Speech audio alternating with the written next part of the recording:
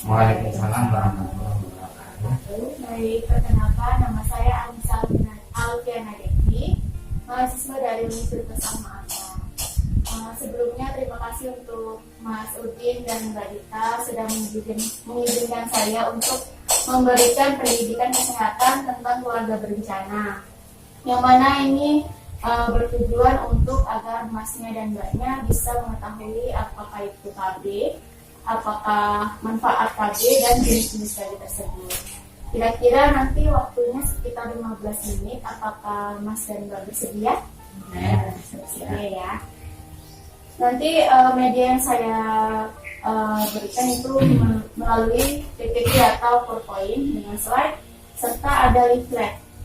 Di mana nanti leafletnya nanti saya akan bagikan di akhir presentasi saya atau pendidikan kesehatan saya, guna nanti misalnya Mas atau Mbak lupa tentang berapa aja jenis-jenis KB tersebut, bisa melihat di saya bagikan ya. Ini yang pertama adalah pengertian keluarga berencana atau KB. Biasanya Mas sama Mbak udah familiar ya yang namanya KB ya, atau keluarga berencana. Udah tahu ya. Nah, keluarga berencana itu adalah metode medis yang dimana dirancang untuk mengatur kehamilan, yang mana nanti untuk biar keluarganya harmonis seperti itu ya. Apa manfaatnya? Manfaatnya untuk ibu sendiri. Manfaat untuk ibunya yang pertama, mencegah kehamilan yang berisiko. Biasanya untuk mencegah kehamilan berisiko itu dapat membahayakan nyawa ibu dan anak juga.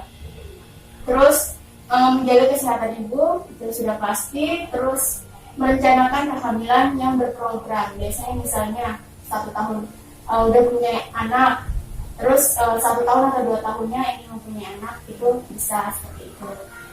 Terus untuk manfaat keluarga, biasanya untuk menjaga keharmonisan keluarga agar biasanya kalau misalnya harmonis, terus misalnya anaknya ada 2, ya kayak gitu, fokus ke anak yang kedua ini seperti itu. Jadi tidak terbagi, misalnya anaknya banyak kayak gitu kan terbagi biasanya.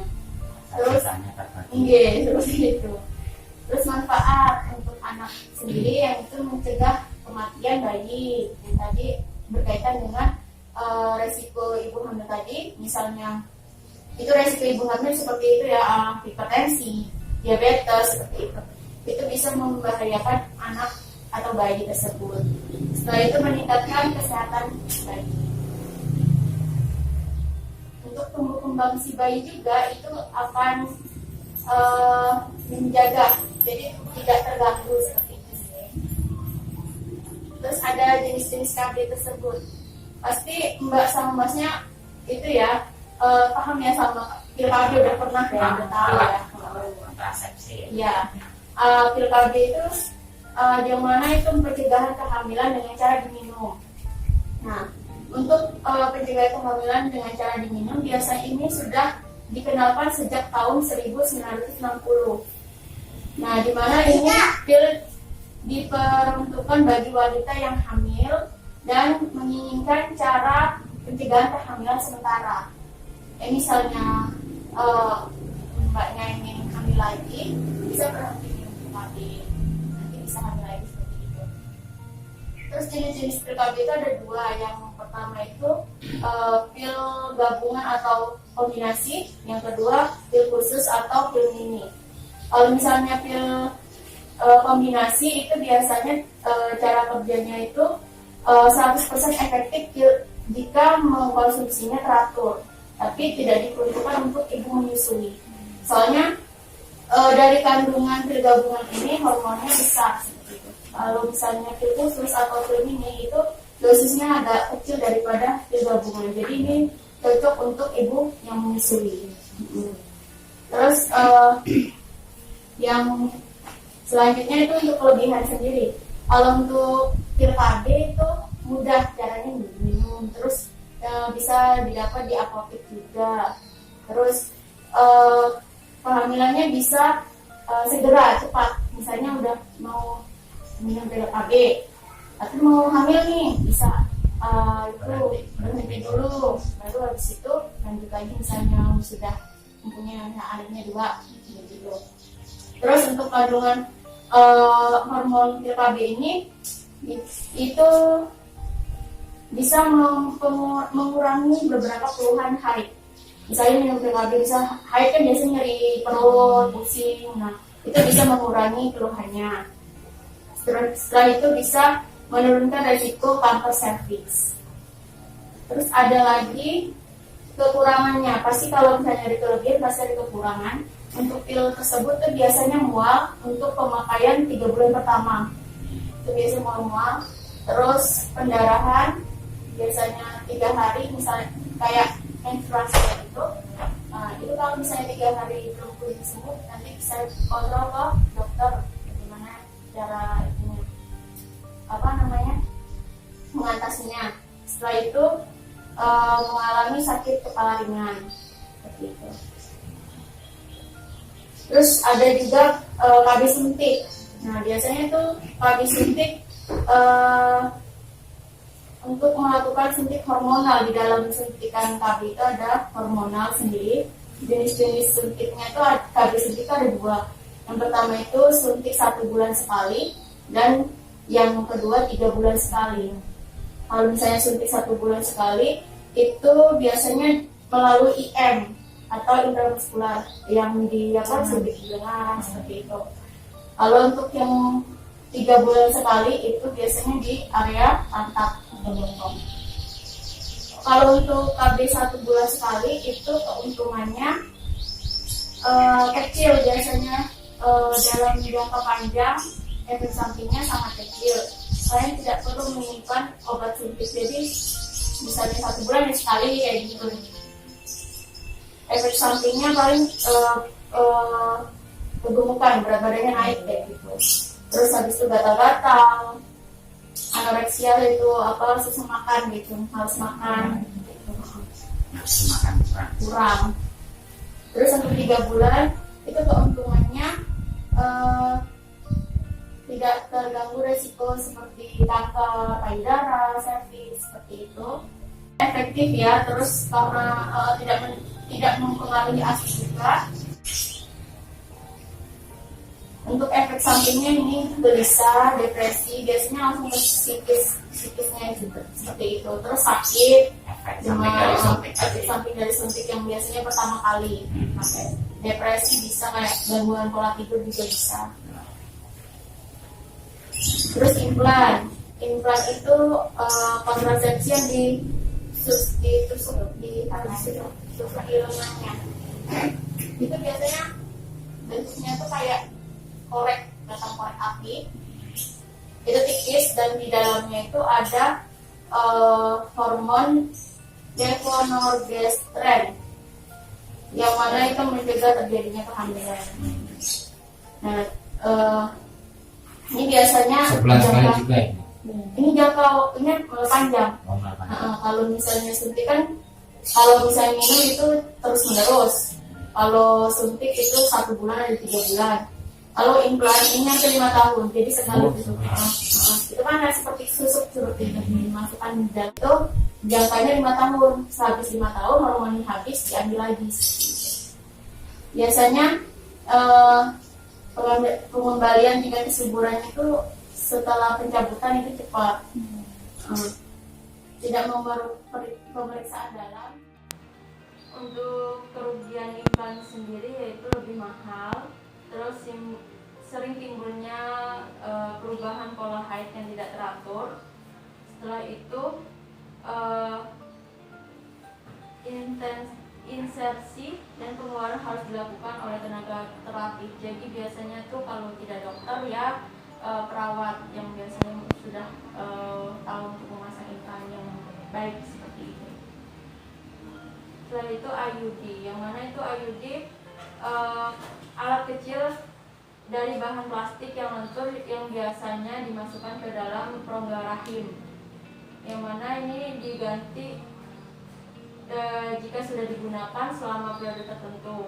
IUD merupakan cara kontrasepsi jangka panjang, namun populer namanya adalah spiral. Untuk keluhan-keluhan pemakaian IUD, yang pertama itu terjadinya sedikit pendarahan. Kalau misalnya biasanya pendarahannya tuh terus menerus, jadi kayak flek seperti itu. Biasanya selama 3 hari, tapi kalau misalnya lebih bisa nanti di kontrol lagi ke dokter seperti itu. Terus sakit perut juga bisa dirasakan, kayak nyeri haid. Nah, seperti ini alatnya yang dimasukkan ke dalam penggerak rahim. Spiral. Ya, spiral nama populernya. Terus yang terakhir itu kontrasepsi mantap. Kalau untuk wanita itu tubertomi, yang mana jalan untuk sel telur wanita itu diikat atau dipotong agar tidak mempunyai keturunan. Biasanya dilakukan dengan sterilisasi. Nah, ini faktornya itu biasanya dengan wanita yang tidak diperuntukkan untuk wanita yang belum nikah atau yang masih awal-awal pengantin baru seperti itu. Biasanya ini diperuntukkan untuk wanita yang sudah mempunyai anak banyak, terus sudah lanjut usia, yang punya resiko tinggi juga bisa seperti itu. Terus vasektomi itu untuk pria yang biasanya jalan saluran sperma.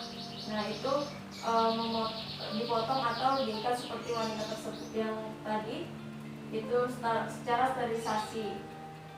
Nah, agar tidak lagi keluar bersamaan air mani saat pria edukasi tadi, ejakulasi. Nah, dari semua ini ada yang ditanyakan Mbak sama Masnya untuk KB, jenis KB buat saya yang cocok yang KB yang apa gitu. Untuk jenis KB tersebut bisa nanti langsung datang ke tempatnya, tapi biasanya langsung dari mbaknya cocoknya yang mana. Kan saya sudah jelaskan banyak jenis-jenis KB-nya, entah itu pil ya, semua alat kontrasepsi ini kan ada kekurangan dan kelebihannya. Nah, kira-kira yang mbaknya cocok bisa dipilih seperti itu. Berarti bisa dicoba semua? Bisa.